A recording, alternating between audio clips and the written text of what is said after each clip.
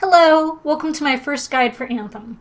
This is the only stronghold we had access to during the demo weekend, and it was called Tyrant Mine, or as I like to say, aka Scars and Villainy, as it was originally called in the video that was released with the Colossus. Now, Tyrant Mine I found myself repeating over and over and over again throughout the VIP demo, and had a blast doing so each and every time, no matter the situation I was thrown into with the group that I was in. Such as the two-person trying to take down the entire Stronghold situation, or having all three of us being storms. This being said, if you only have one other person with you through parts of this, don't take unnecessary risks. It will cause a party wipe or could end up having you downed in a place where you're hard to repair. Keep your eye out for the indicator on where your party member is if you only have one other person, or where the other party members are, so that way you guys can stick together a little bit better, or even set up such a tactic to be able to take down enemies without taking a risk where all of you are downed and thus you wipe. You can also take the option of Wind Wall or Bulwark Shield if you are a Storm or Ranger, which can help you repair downed allies, or even help you keep your allies and yourself alive just a little bit longer on harder difficulties. Now into the mine itself. The mine is set up in stages of events. I like to see it as 3 stages. The first section is broken up into 2 phases, which lead you towards the mine itself. You need to gather all the small glowing orbs in both phases to shut down 2 Shaper relics. You don't need to rush the objectives. Sometimes it is advised against this. However, with the first phase, you can do this to despawn the enemy. Just be careful. I found in groups it was easier to kill both the turrets and the snipers first before rushing off to clear the objective. The snipers can get you out of the air instantaneously if you don't dodge, and thus cause you to crash, whereas the turrets can burst you down really quickly. Take out the closest turret to stop it from raining fire down on you and your party. Once it is down, either use your sniper rifle if you have one, or a long-range ability to get down the second turret in the back.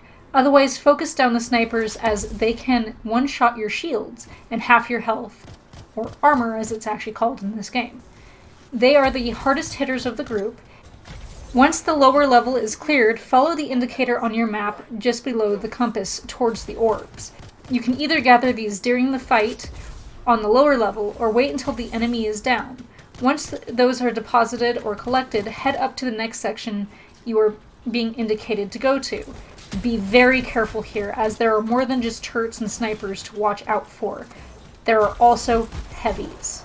Don't attack them head on, as their shield will block out most of the damage. Try to get in behind them and hit either the tank on their arm or the 2 that are on their back, as these are their weak points. This will deal more damage to them.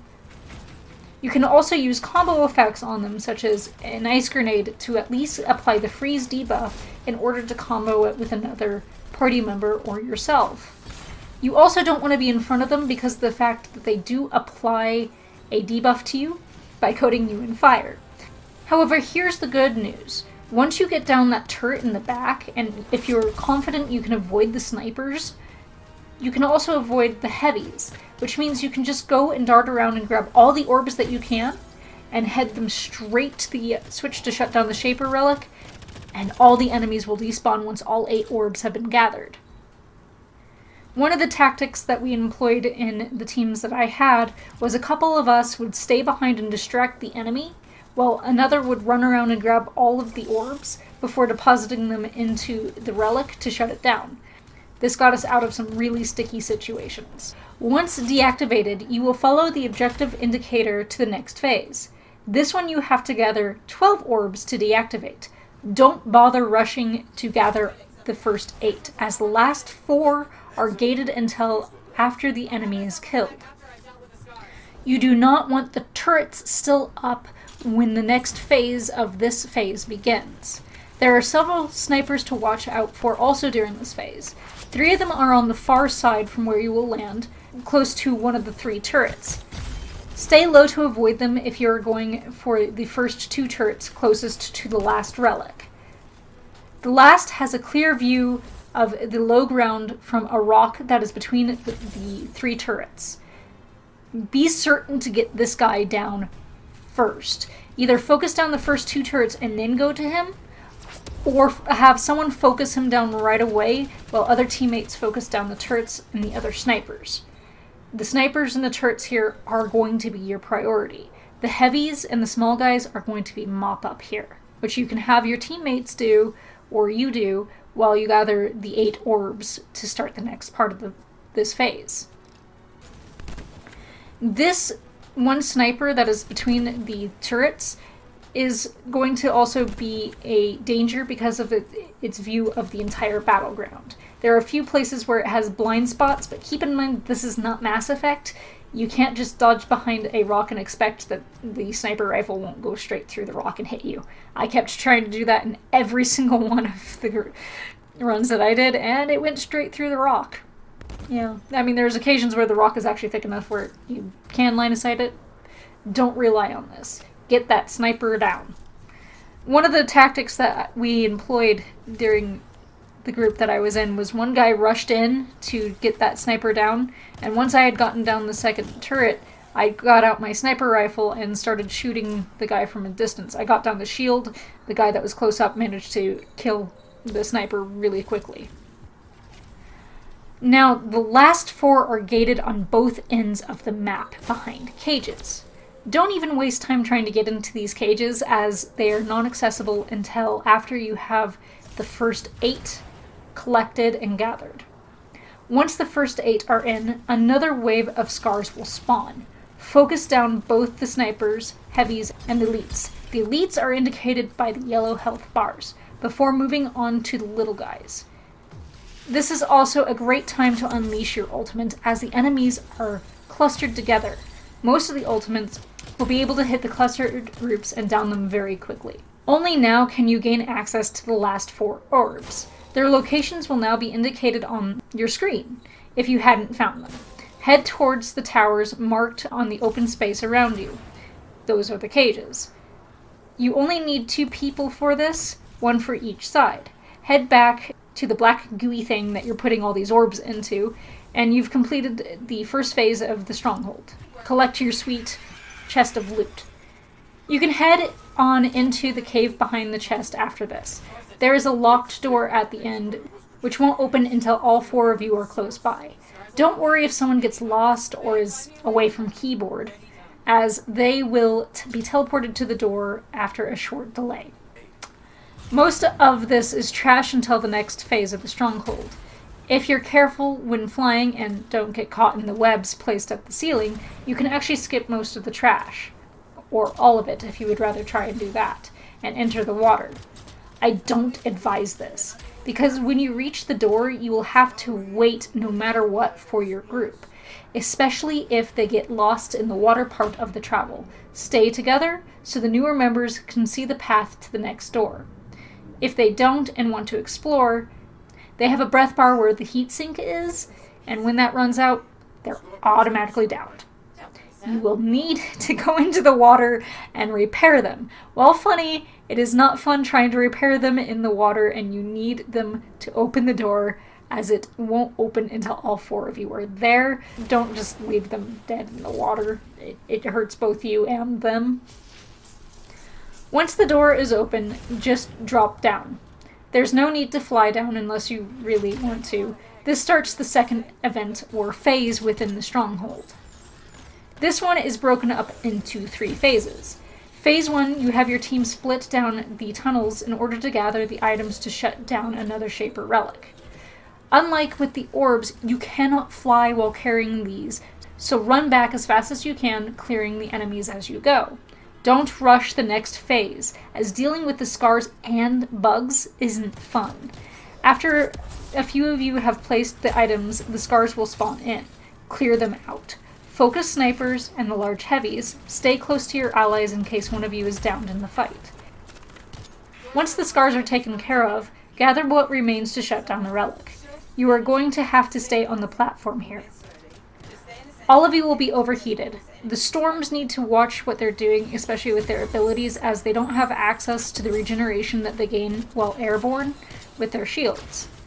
You also need to get up a little bit closer than you're comfortable as a storm in order for your abilities to hit over where the eggs were, because it kind of creates a blockade, and you want to be able to land your abilities, unlike me who couldn't land the abilities because I was trying to stay back so I wouldn't get one shot. For the interceptors, you need to stay on the platform as well. Use your ranged weapons and abilities here even if you're built for melee combat, as the second you step off of the platform you're no longer helping that charge bar go up, and you want that charge bar to go up as fast as possible or you're dealing with more and more and more waves of the bugs. If you have a tank Colossus in your group, have them set up right at the top of the ramp. Scorpions will funnel up the ramp towards you. Stay alive. Kill as many as you can while charging the platform. Only leave to get ammo, and be very careful when you do so, as most of the ammo and health drops are going to be right where the scorpions are dying, which is right where they're being funneled, which is right on the ramp. Now the platform is charged. You get your second chest and are free to move forward. You can skip the trash here if you really want to. Just be careful not to have an ally downed if you decide to do this. You can clear them out as well for a safer run and a chance at more loot. Congratulations, you've reached the second water boss, which means traveling through the water. Now I know the controls for the water have been tweaked in the live game compared to the demo, so hopefully it's a lot better, but water travel during the demo is fairly difficult. If one of you guys cannot make it through, wait at the top of the water, don't enter it, as the person who can get through and reach the last door causes another checkpoint to happen, and all of you will be teleported to that person. If you know you can't make it through that water, just wait. You will get teleported. Head through the door and down into the boss room. Once more, those who fall behind will be teleported into the boss room. Doesn't matter you're at the last checkpoint like 10 feet away. Once that boss spawns, the door will lock. You will be cut off from the boss and helping your allies down it. Heads up, if you crash during the boss fight, you will be locked out of the room. Keep an eye on your allies throughout the fight. If 2 of them crash, it might just be worth it to wipe and restart the boss, as it will take longer for just 2 of you to do it than 4. The final boss has a couple phases to it, but each phase is almost identical to the last. You can use your ultimate ability several times throughout the fight. I like to open with my ultimate in order to burst down the boss through the first phase. Focus on the sacks at the back of the boss. There are 3 of them. These are the weak points. Don't bother attacking the head, as it deals very little damage to the boss and is very dangerous to be up there. You are more than likely to get one shot if you're right in front of the boss. The boss will flee the battle by climbing up a wall. You can keep attacking as it climbs, but once it vanishes through that hole, the next stage will start. There are 3 areas throughout the floor where adds will spawn in waves. Find the one that it is spawning at and get those adds down as fast as possible. This is how you're going to recharge your ammo and your health during the boss fight. You also want all of the adds down as fast as possible, as if they're still up when you're fighting the boss, it can turn ugly. Run to gather health and ammo, but be careful, for as soon as the boss is ready, it will leap back out and will one-shot you if you're in its way. You can wait until the boss is out of the way if you want to gather your ammo and health in safety. Just keep an eye as you go forward to grab your ammo and health if you do this, as your group will no longer be focusing the adds and will be focusing the boss once more. And if those adds are still up, you want to be very careful around them. The boss will repeat this 2 more times. Follow the group to the second add spawn location, then the third. Also watch the boss. You never want to be in front unless you are a tank, and even then it is risky. Keep your distance, stay airborne as much as possible. For interceptors going into this, try to have your build be a mix of melee and ranged. I realize interceptors are meant to be the melee combatants, but if you go pure melee like I tried to do on my interceptor, you're basically reduced to using your guns, and your guns don't deal enough damage. At least have one ability that will be able to hit the boss, as you can't really attack it from the floor and melee it. You can also try to fly in close and do your melee from the air down onto the boss. Be very, very careful when you're doing this, because the closer you are to the boss, the more likely you are to get one shot.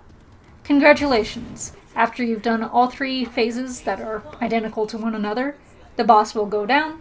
Don't worry about the remaining ads, as they will vanish, and there's really no point in trying to down them, even for a shiny piece of loot, as you would have only a couple seconds to down them, rush in and grab the loot, and it's not worth it. Congratulations, you have now completed the Stronghold Tyrant Mind, aka Scars and Villainy. You will be loaded onto the reward screen and can now see the loot you have gathered throughout the Stronghold. Keep in mind, as of recording this video, there is no chest for defeating the boss. Whatever loot you would get for defeating the boss, I assume is just thrown over onto the loot screen. The entire Stronghold should take anywhere between 20, if you're in a very fast Stronghold, to 40 minutes. The one on my Storm took about 35, while the one on my Ranger, with the 2 of us crashing out, took well over 40. I hope this will help you guys with Tyrant Mine. Enjoy both the open demo and the game when it launches. Thank you guys so much for watching. I will see you in the next video.